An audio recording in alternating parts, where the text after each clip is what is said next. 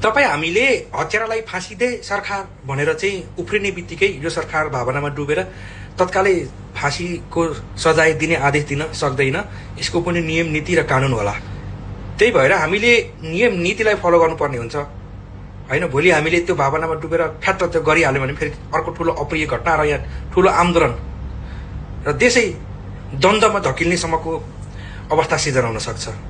त्यही भएर यसको लागि कानुन संशोधन गर्नुपर्ने हुन सक्छ र कानुन संशोधन गरेर चाहिँ सदनमाबाट चाहिँ पारित भयो भनेदेखि चाहिँ यस्ता खालको जटिल र गम्भीर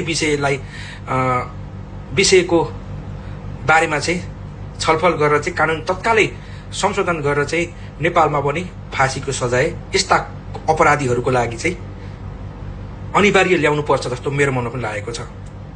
विगतमा धेरै सरकारहरू भने यस्ता घटना नभएका निर्मला पन्तले अहिलेसम्म न्याय पाएको छैनन्। कयौं घटनाहरू छन् अझै, उता एउटा उदाहरण मात्रै छन्। तर ती सरकारहरूले पनि नगरेका तर नसकेरै चाहिँ यो कुरालाई अगाडि नबढाएको हो जस्तो मलाई पनि लाग्छ। अब हाम्री छोरी चेली दिदी बहिनी स्कुल जाँदा कतिखेर आइपुग्छ, सुरक्षित आउँछ कि आउँदैन, वन जंगल जाँदा या घाँस दाउरा जाँदाखेरि कुनै पनि ठाउँमा जाँदाखेरि चिन्तित भएर कुरेर बस्नुपर्ने, बाटो हेरेर बस्नुपर्ने बाध्यता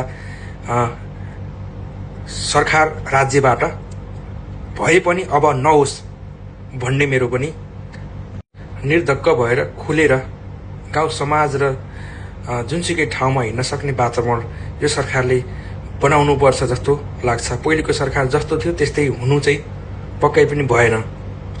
र यता शीघ्र सुविधा गौतम कानून मन्त्रीले चाहिँ यो संसदमा कानून संशोधनको लागि पेश गरेर कसले साइन गर्नुपर्ने सहमति जनाएर चाहिँ यस्ता बलात्कार गरेर हत्या गर्ने अपराधीहरूलाई चाहिँ फाँसीकै सजाय हुनुपर्छ भन्ने मेरो माग। तपाईहरुको के छ?